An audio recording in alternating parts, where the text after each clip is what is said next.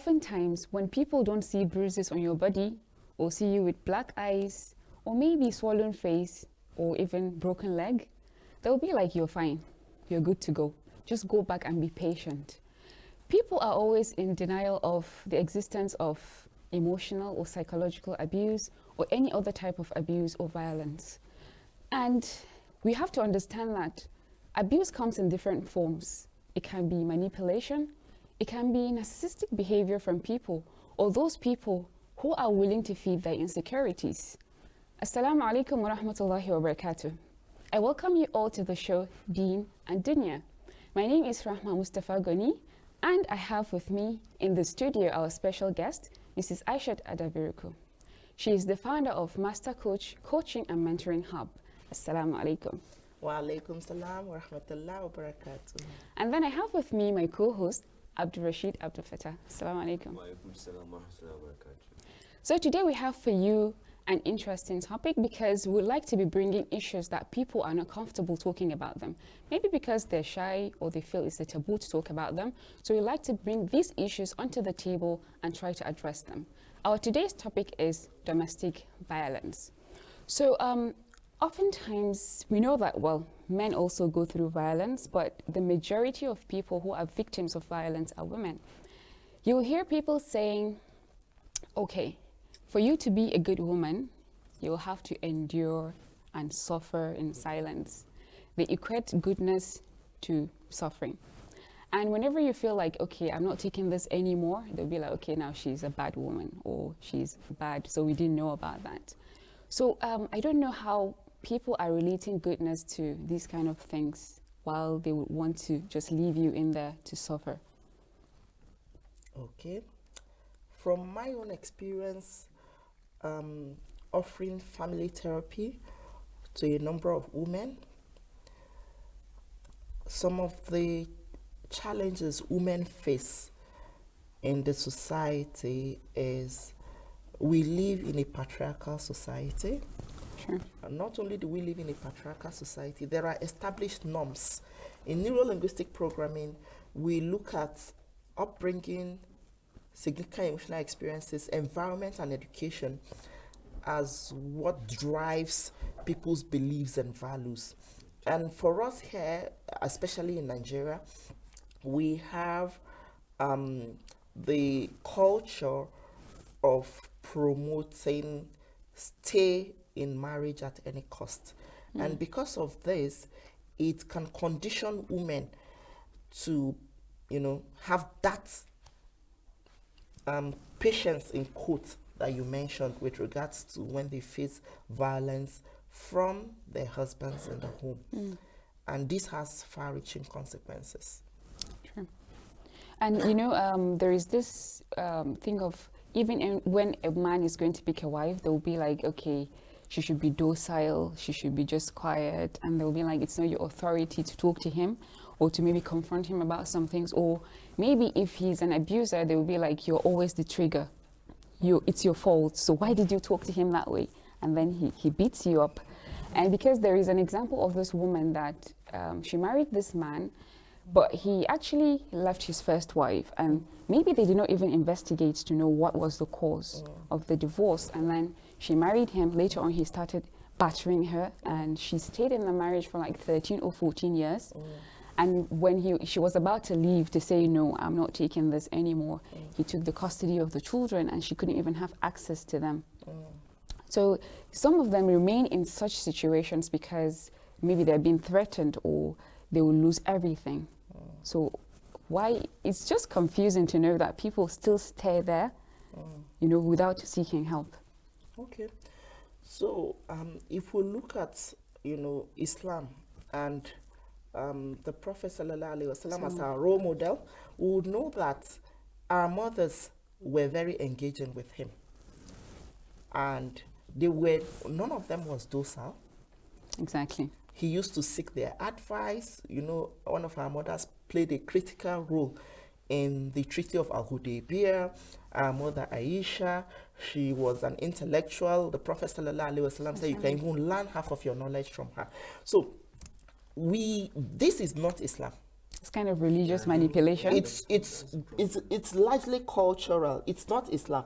I think they're looking at it as a form of employer-employee status instead of like a partnership. Even a slavery Even kind if- of a thing. Exactly. It's not really, when you think about it, it's like you begin to wonder how some people think this way. And I think it all, like what you said earlier, it all goes back down to their upbringing and Yes. how they were brought up.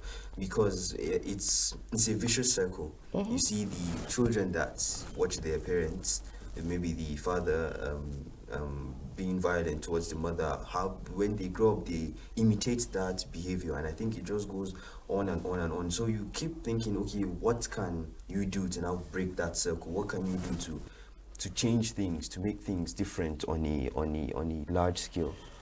Like you said, it's modeling. Children copy.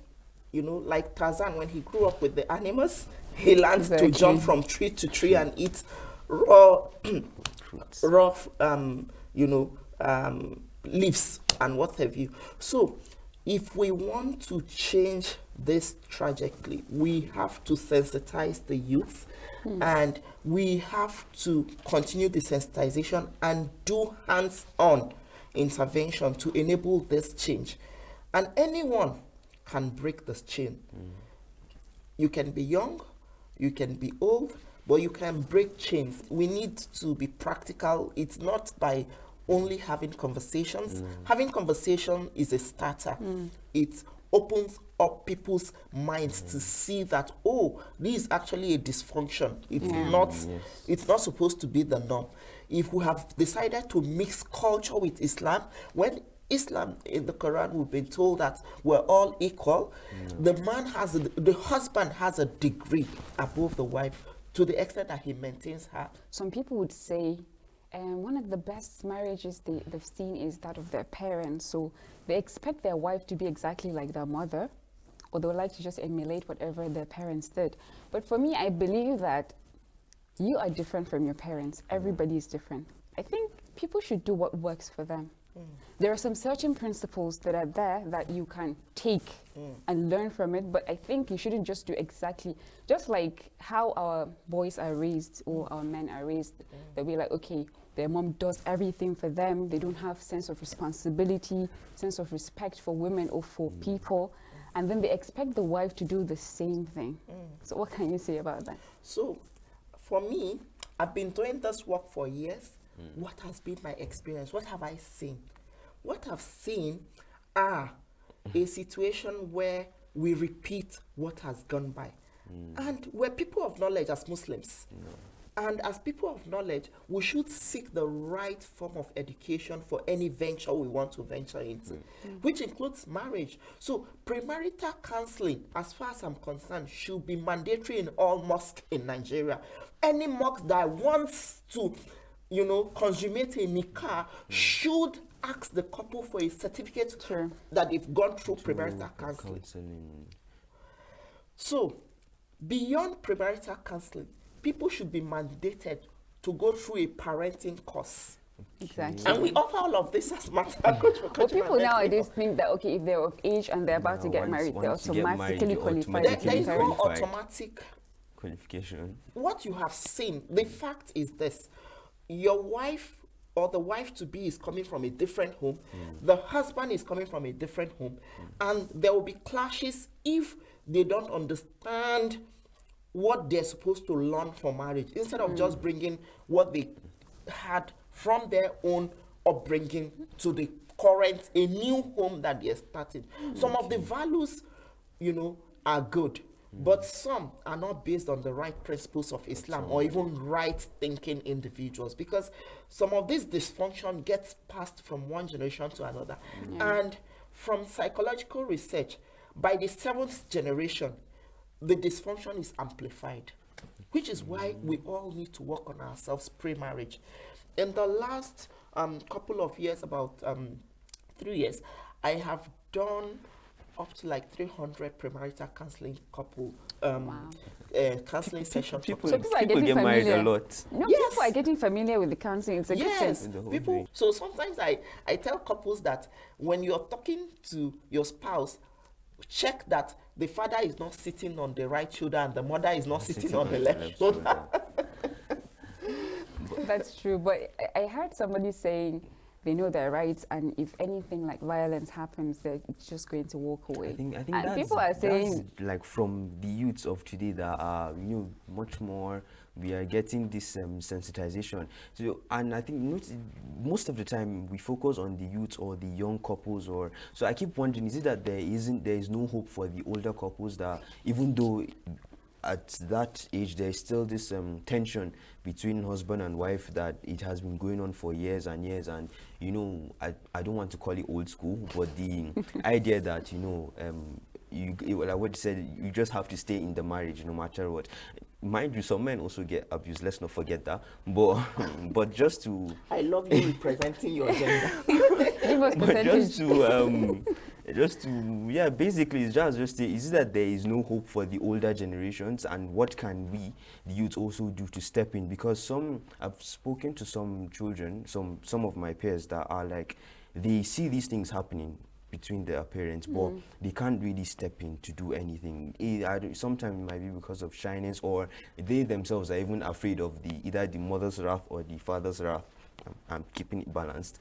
So either wrath of, or the wrath of either one of them. So I don't really know, what can we, do to either sensitize them or to help the youths to now attack it on a personal level in every home. The home is the smallest unit of the society, and any change that is made in the home will reflect on the society. Yes, beautiful.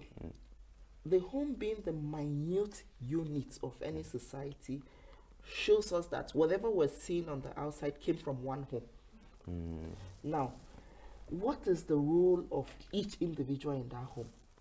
The father, like the hadith of the Prophet, was shepherd. The father is the shepherd over the household.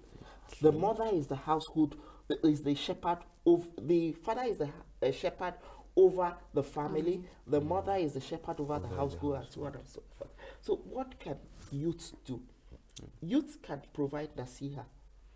And it is not their responsibility to right the wrongs, because you'll be putting too much pressure on a child to say the child should now mentor the adults to behave right. But what can the child do? The child can encourage the parents to go for counseling. I have had couples who have taken through counseling able to resolve their marital challenges. It takes time. Anything you want to achieve results. Look at a couple has been married for maybe 10, 20 years. They're used to a particular way of doing things. They now have a PhD, and they practice that PhD in that dysfunction. Now you are asking them to stop what they are doing. Miracles do happen, but not all the time. Now, sometimes we need to tie our camel. But actually, when Allah wanted Prophet, when he wanted to answer the dua of Prophet Noah, he asked him to go and build a boat. So sometimes we need, as couples, the couples need to build their boats and learn through that process of building their marital boat how to be better married people and better parents, because otherwise they pass on the dysfunction. So a lot of time Prophet Noah went back to Allah. Allah said, go back. Allah, they've messed up the ship. Go back and do it again. So the thing is, we need to be able to commit to learning, unlearning, and relearning. And Ivan Toffler said something. He said the illiterate of the 21st century is not that person who can neither read nor write, but that person who cannot learn, unlearn, and relearn. And this is what it takes for us sometimes to break dysfunction. Wow. Dear viewers, this is still the show, Deen and Dunya. I am enjoying myself. I hope you're enjoying too. But we'll now take a break and we'll come back soon, inshallah.